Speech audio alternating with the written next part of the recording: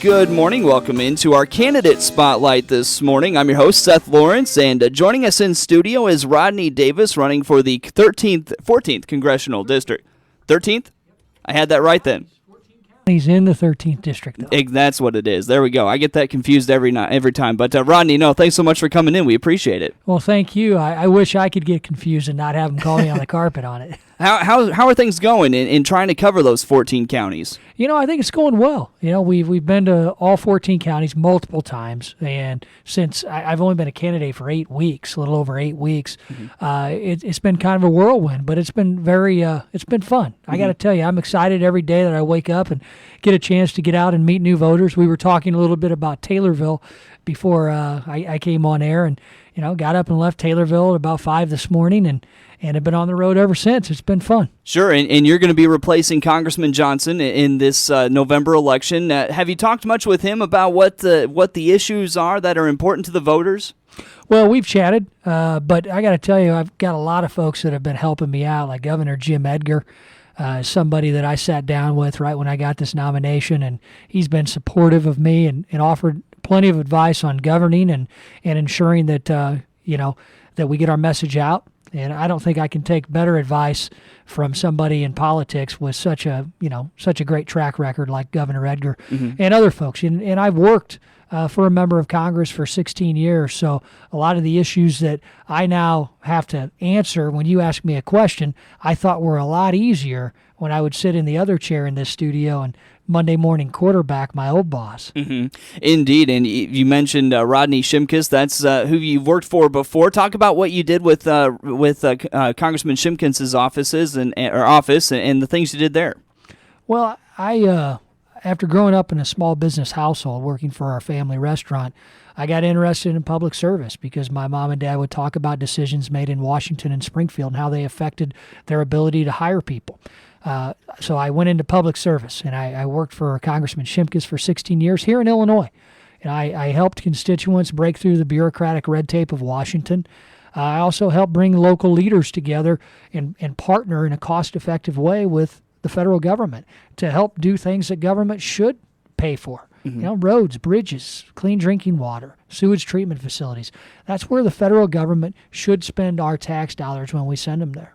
And that's southern Illinois, and obviously this is this area up here fairly new to you, DeWitt County, McLean County, that area? DeWitt, McLean, Champaign are areas that I haven't worked in. I'm a Milliken graduate, so just up the road in Macon County, I lived for 3 years while in college. But they're areas that are not, they're no different than Christian County, Montgomery County, Jersey County, Greene, Macoupin. All the areas that I've worked in over the last 16 years face the same problems. A small business in my hometown of Taylorville is no different than a small business in Clinton. I talk to a good friend, Rick Sullivan, on a regular basis, who owns a small business in Clinton, and talk to him about the lack of certainty in our country right now. Small businesses are supposed to be the backbone of our economic recovery, but how can they create jobs? How can they invest in equipment, inventory, and more importantly, people to get us out of this economic slump if they don't know what their tax bill is going to look like after the end of the year, if they don't know what their health care costs are going to be by this $2.6 trillion boondoggle we call Obamacare? We can't expect our economy to recover without businesses like Rick's getting certainty that they need. Indeed, and that's a big thing on the dock right now is that Obamacare. What's your stance on that? I think Obamacare has to be repealed and replaced. We can do the things that America is clamoring for, which is basically to create a market-based healthcare safety net. We have to help our uninsured, our underinsured, and our underserved. And we can do that in a way that's going to give them access to the primary care that they need, keep them out of our emergency rooms, and it'll cost Americans a lot less than $2.6 trillion. And it won't take away our ability to seek seek medical treatment where and when we want to as a family. And I'm going to be one of the most stalwart people. My opponent wants to create a single-payer system in this country, which will even cost another $1 trillion on top of the $2.6 trillion cost of Obamacare. And that, to me, is the worst option.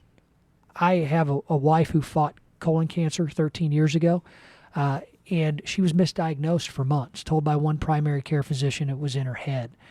Thankfully, with her nursing background, we were able to continue to push and go seek the doctors and the specialists we needed to where she finally got diagnosed correctly and is here today.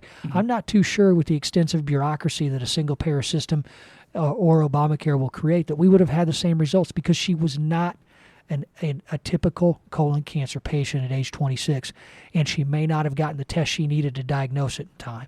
We're talking with Rodney Davis. He is the Republican candidate for the 13th Congressional District, much of which covers Central Illinois in our listening area here. And Rodney, you come in today from the Taylorville area. Just give folks who may not be familiar with you some background on yourself. Well, Seth, I'm just a normal guy.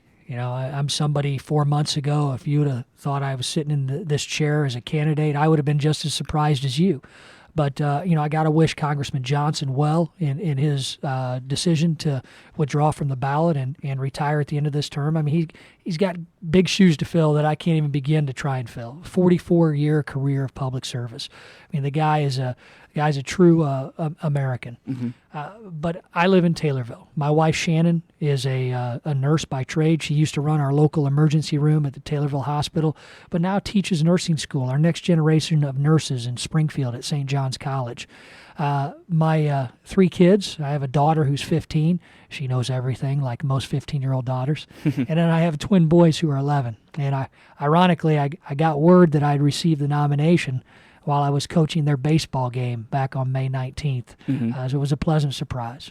Indeed, and you mentioned you're filling the shoes of Congressman Johnson there, and there was a little concern at the beginning of that process when he announced his retirement, and then they kind of narrowed down who they wanted to replace, and there was a little speculation that he did that. He made that announcement so he could be the one to pick his replacement. Talk about how the process went of you becoming that replacement, and when the first came out that he was retiring, the things that were surrounding that decision.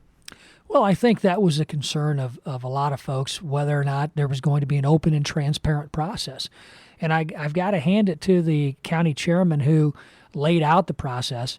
They created a pretty open process that I've never seen before.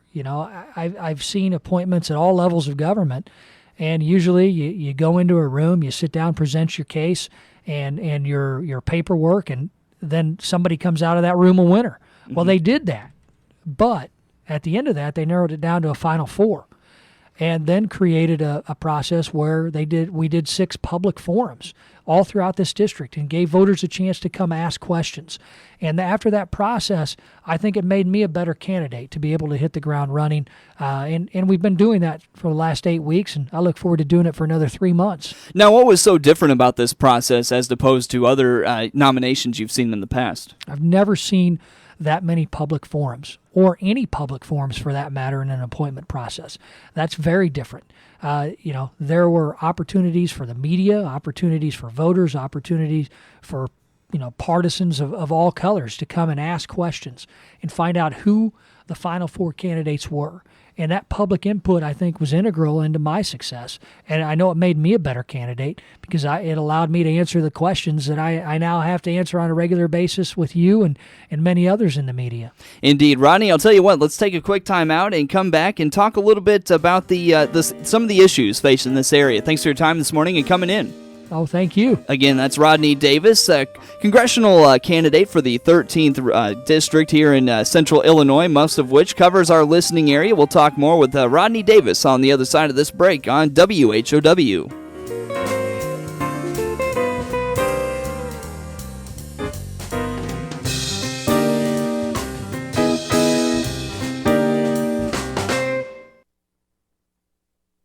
Energy.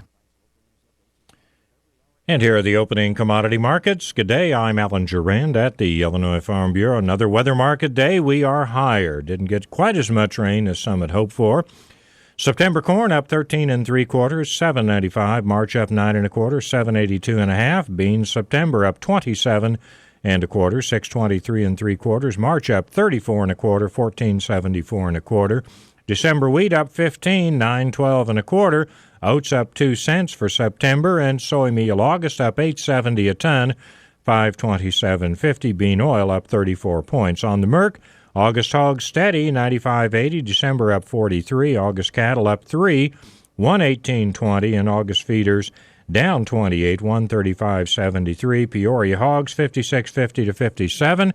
Illinois direct 54 to 60, and crude oil today up about 50 cents at 89.72. Those are your markets. I'm Computer Techniques Incorporated of Taylorville is now offering broadband wireless internet service in the Latham, Kenny, Maroa, and Clinton areas. Download speeds are up to 4 megabytes depending on signal strength, and the price is just $45 a month. Call Computer Techniques Incorporated toll-free at 866-228-9284. That's 866-228-9284. Get high-speed wireless internet service if you're in the Latham, Kenny, Maroa, or Clinton areas for just $45 a month by calling toll-free 866-228-9284. That's toll-free 866-228-9284. When it comes to Goodman brand air conditioners, we realize they aren't for everyone. They may only appeal to a sensible homeowner who appreciates a good value on a reliable product that offers a great warranty while saving money every day. This is Margie Black from Blacks Incorporated in Clinton, and we're happy to show you the Goodman brand of air conditioners, which offers a 10-year limited warranty on all functioning parts. Stop by Blacks Incorporated or give us a call at 935-2005, and thank goodness for Goodman. Now an advertising lesson from Miller Media Group. Lesson number 57, the facts about Facebook. For all its hype, Facebook is not an effective advertising medium. Don't believe me? Believe this. 3 different Fortune 50 companies, Pepsi, Burger King, and General Motors, sank millions of dollars into Facebook.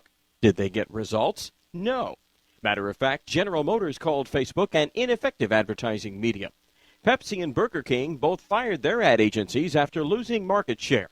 Radio may not be as hip and cool as social media, but you know it's called broadcasting for a reason. Its broad audience still reaches your potential customers every day.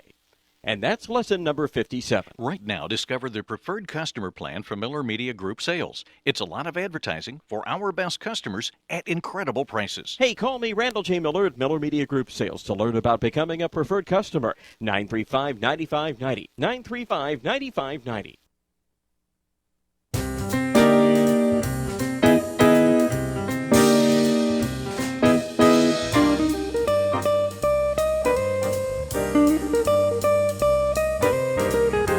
It is the Big 1520 AM and 92.3 FM, WHOW. A good morning. Welcome back into our candidate spotlight here for this morning. I'm your host, Seth Lawrence, and again joining us in studio is Rodney Davis, congressional candidate for the 13th District, covering 14 counties. And Rodney, again, good morning. Thanks for the time. Good morning. I'm glad to be here. Thanks for having me. Well, we always appreciate it, and appreciate you coming in today. You're making the rounds here in Central Illinois. Tell us about what the day holds for you. Well, you know, we started in Bloomington, McLean County, and going to be here in the DeWitt County area before we head over to Sangamon County, Springfield area for a few meetings and some more outreach. And then I'll be back in Taylorville to begin my kids' football practice. I coach football, too, for 6th graders. And it's our first practice tonight. So I'm going to get those kids organized and then get on the road and be in Collinsville and Edwardsville this evening.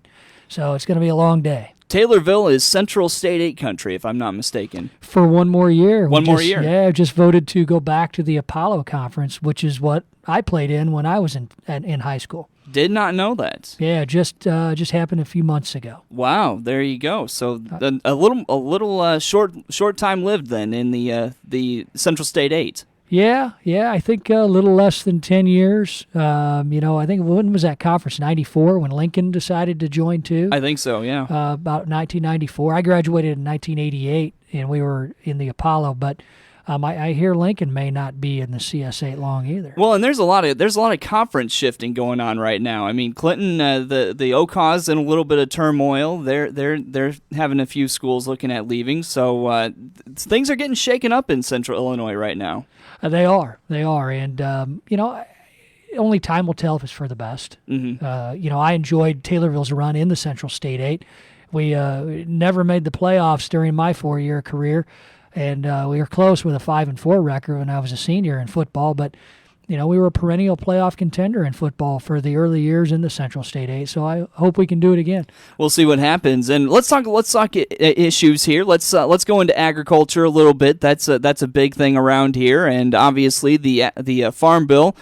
Talk about where you stand with that and what you'd like to accomplish.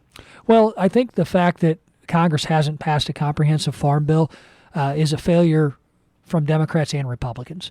You know, they have to sit down across the table and work out a compromise and get a comprehensive farm bill passed. I don't know if they're going to do that. They're talking about a 1-year extension right now. And if that's the case, I look forward to going to Congress next year and being a part of those discussions. You know, I've met with agricultural leaders throughout this district, have a core group of ag leaders put together. Dwayne Nolan's son, Grant, and Jim Eichhorst from the Champaign area are co-chairing it. And they've told me since day one, we have to have a strengthened crop insurance program. Farmers are willing to give up direct payments to have better risk management tools. And I think that's better for Americans, and it's better for the farmers. Do you feel like this is something they've put on the back burner because there's more pressing issues, or is this just something they're ignoring completely right now? I think it's indicative of the polarization of politics in Washington right now, where we have Republicans and Democrats just continually fighting. You know, I told you I coach football, and we just talked about high school football, so obviously I've got an interest, and I use a lot of football analogies. People, what I hear are the people of this district are sick and tired of the ball, you know, not going downfield. We're not scoring any touchdowns. I teach 6th graders how to score touchdowns, and people in this district feel like they're throwing screen passes back and forth, sideline to sideline, and we're never seeing any progress. I think we need to send people back out to Washington like me who actually understand that we've got to score some touchdowns. And to do that, we actually have to work with both parties.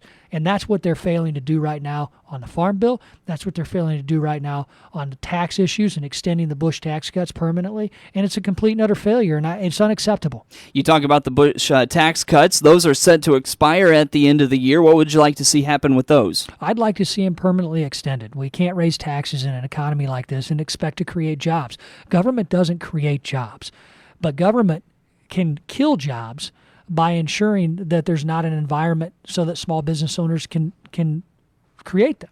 You know, I hear constantly throughout this district from small business owners that they need certainty. They don't know what their tax bill is going to look like come December 31st. They don't know what their health care costs are going to look like with Obamacare. They can't invest in inventory, they can't invest in equipment, and they can't invest in the most important resource we have, which are people, which are jobs, without understanding what their financial picture is going to look like. We as Americans understand that small business owners are going to be the backbone of our economic recovery and create the jobs necessary for an economic recovery. But unless we give them the tools and that certainty they need, we're not going to come out of it. Mm-hmm. That's why we need leaders in Washington that realize that government doesn't create jobs. Government can only create the environment to allow our private sector to do so. And I know in past conversations we've had with you that you've used your experience with Congressman Shimkus. You know, being in Washington, you're familiar with it. This isn't going to be should you get to Washington, I should say, you're not going to get there and be wide-eyed, want to see the sights. You've been there, done that. It's going to be down to business. No, you're right, Seth. I've never worked in Washington. I've always worked out here in the district. It's a city that doesn't enamor me. You know, don't get me wrong. If I'm blessed enough to win in November, I'm going to be excited. But you're right. We're going to get to work from day one. I'm going to know who to see, who to talk to, and begin the process of finding solutions rather than trying to find my way around. And I think that's a big difference in today's day and age when we realize that Washington is so polarized right now. We need people who can hit the ground running, and I'm that person. And when I do that, hopefully you're going to see effectiveness from day one, because that's what I'm committed to. Rodney, if folks want to know more about you, they want to talk to you about issues they see that are important to them, can they give you an office number a call? How do they get a hold of you? Yeah, what I'd like people to do is go to our website, and our website is www.electrodney.com. And, go there, find out more about me. You can find out all of our contact information, call us, send us an email, and we'll be able to make sure that we get back to you and let you know how you can get involved in our campaign. You know, we need people all throughout this district to get involved. Rodney, thanks for the time this morning. That's Thank Rodney. you, That's Rodney Davis, 13th congressional Republican candidate, here in studio with us this morning on WHOW. The Big 1520, WHOW Clinton, along with FM translator 92.3 W222 BG Clinton and Clinton Cable Channel 13.